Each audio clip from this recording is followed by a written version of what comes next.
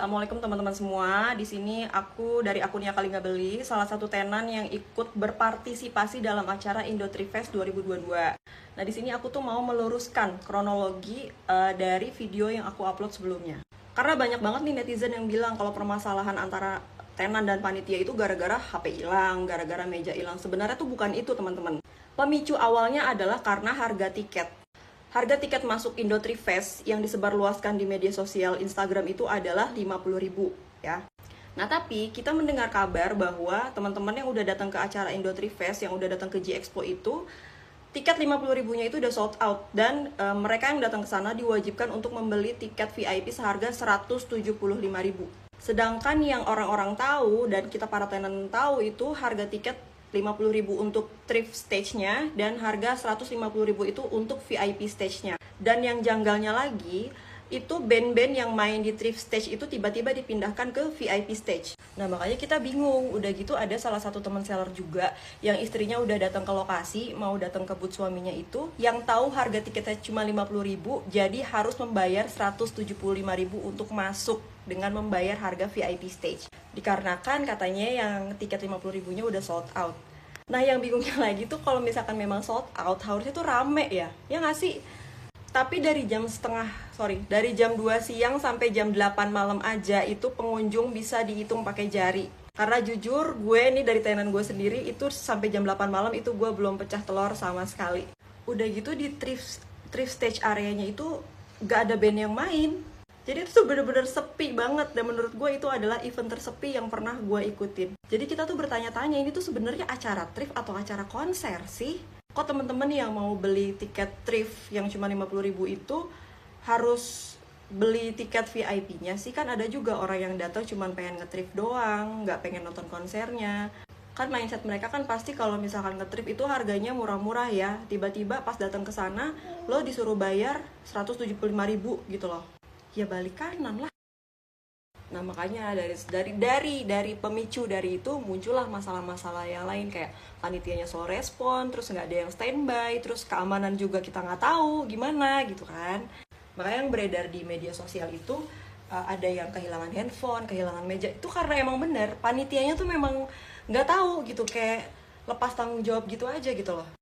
Nah, dari hal tersebut akhirnya kita berdiskusi lah nih di grup, ya kan. Kita tuh diskusi, maksudnya apa nih yang salah, apa nih kenapa sih kok bisa sepi, kenapa sih harga tiketnya kok bisa dinaikin gitu loh. Maksudnya nih kita nih sounding di grup gitu loh, kita mention ke panitianya.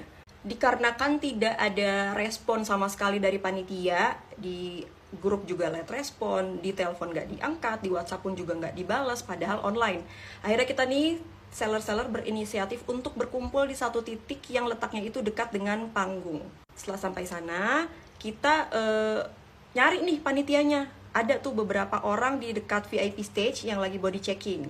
Kita bertanya tuh di sana, Mas, panitia yang bertanggung jawab soal koordinasi tenan ini siapa?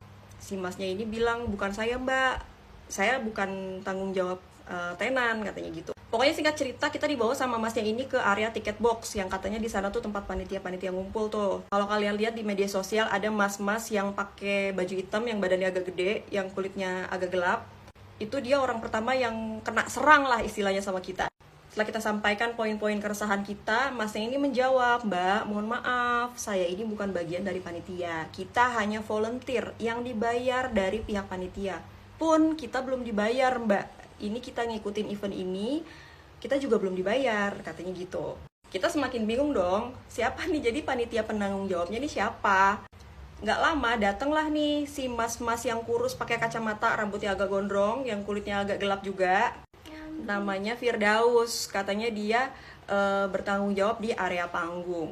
Karena menurut kami para tenan dia bagian dari panitia, makanya kita bertanya nih, kita sampaikan poin-poin yang menjadi keresahan kita, seperti branding dari awal, slow respon, terus loading yang chaos, tenan yang banjir pada saat loading malam, terus listrik yang baru nyala di jam 1 siang, terus beberapa tenan yang sampai sekarang belum dapat listrik juga, kayak gitu-gitulah pokoknya.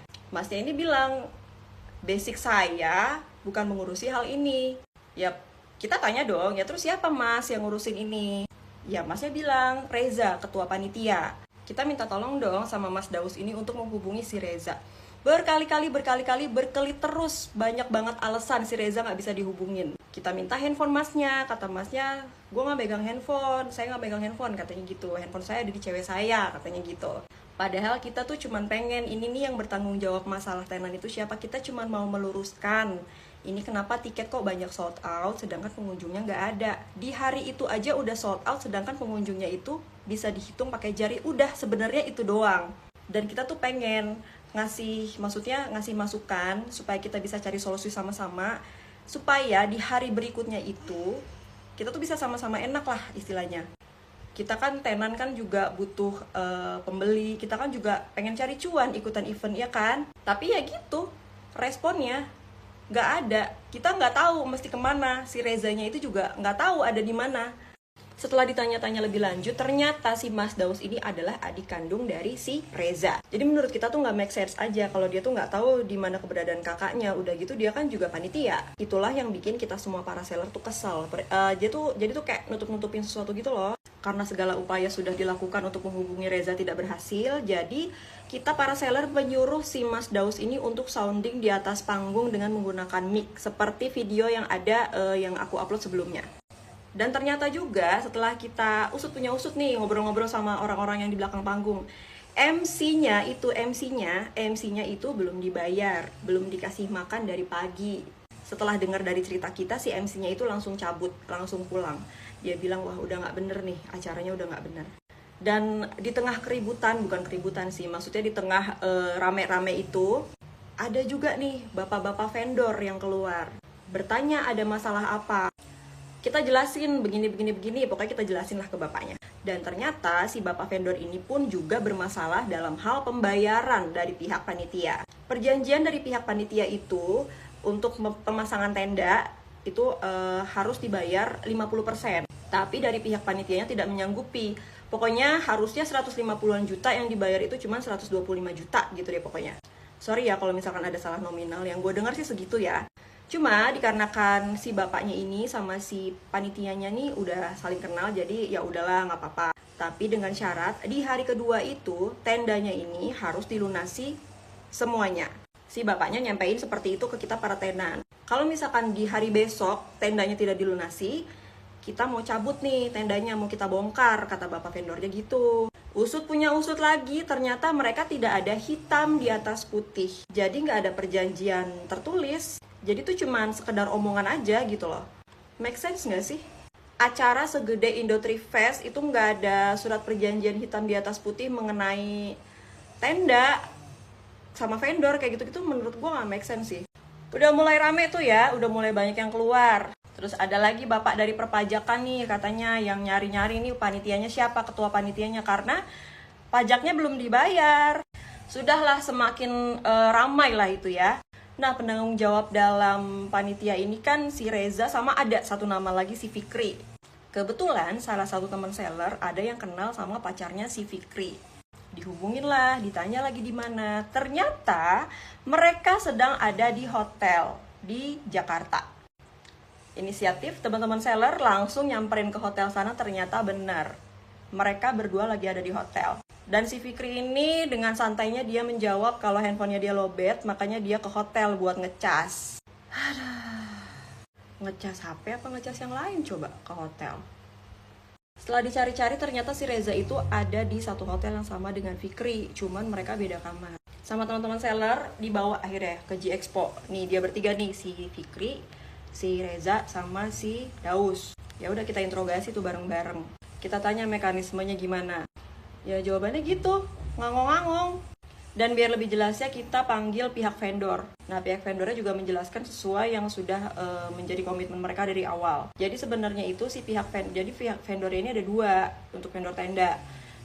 Yang satu yang ngurusin si Reza, yang satu yang ngurusin si Daus. Nah yang nominalnya gede itu yang diurusin sama si Daus. Gue nggak tahu ya nominalnya berapa ratus juta gitu. Jadi ya itu. Masalah itu karena gak ada hitam di atas putih. Jadi tuh cuman karena oh ya udah gue udah sering nih sama lo, oh ya udah gue percaya sama lo, cuman kayak gitu doang. Nah, dari awalnya tuh si bapaknya bilang, gue minta pembayarannya ini 50%, tapi dari pihak panitia tidak menyanggupi 50%. Akhirnya dibolehin nih sama bapaknya dengan catatan di hari kedua event kalian tuh harus lunas. Sedangkan mereka tidak sanggup melunasi. Mereka minta tenggang waktu sampai hari Minggu tuh hari ketiga. untuk melakukan pelunasan. Tapi maksud bapaknya nih, lo kasih jaminan apa kalau lo tuh bakalan ngelunasin? Karena kita tuh juga nggak ada perjanjian hitam di atas putih. Ya itu juga sih salahnya. Tapi dari pihak panitia, apalagi si Reza, ngangong-ngangong, nggak bisa jawab. Ya nggak ada, dia nggak punya duit. Dan pas dicek mutasi rekeningnya tuh, saldo di M-Bankingnya itu benar-benar 0 rupiah. Kita semua pada nanya dong, terus duit tiket kemana? Duit sponsor kemana? Sponsornya gede-gede loh. Sampai kita tertipu mau ikutan event ini karena kita tuh ngeliat sponsornya tuh keren-keren banget. Dia bilang uangnya udah habis. Dan yang paling ngeselin adalah dia bilang uangnya udah ditransfer ke cewek-ceweknya. Ya udahlah, udah pupus harapan kita para tenan untuk melanjutkan acara. Jadi ya udah, keputusannya adalah dari bapak vendornya, besok tenda dibongkar jam 10 atau jam 12 siang gitu. Kita minta refund pun nggak bisa karena duitnya nggak ada. Dari situlah mulai terjadi kericuhan, adu bacot dan lain-lain. Cuman saran gue sih, ya udahlah, mau gimana lagi. Kalau kalian tanya kenapa bisa percaya, ya karena gue lihat line up seller-sellernya itu seller-seller gede, itu tuh senior-senior semua. Udah gitu juga artisnya juga lumayan-lumayan kan. Dan juga sponsornya tuh keren-keren. Udah gitu acara di Expo. Tapi memang tidak sesuai sih dengan yang kita dapat dari pihak panitianya. Kita udah effort luar biasa, tapi panitianya tuh nggak ada effort sama sekali ke tenan. Sampai branding aja, kita tuh disuruh si pihak panitianya untuk bikin konten sendiri di TikTok supaya datang ke acara Indotri Fest. Sebenarnya dari situ udah janggal sih ya. Tapi ya udahlah, udah kejadian juga, mau gimana lagi. Sebenarnya kita Palaseller mau melanjutin acara sampai hari Minggu. Tapi dengan syarat harga tiketnya dimurahin atau digratisin sekalian. Tapi ya gimana? Dari pihak tendanya udah bilang kayak gitu. Ya udahlah, semangat aja ya buat semua teman-teman seller. Gue tahu kalian semua capek, gue tahu kalian semua sakit, nggak apa-apa. Rezeki bakalan datang dari mana aja kok.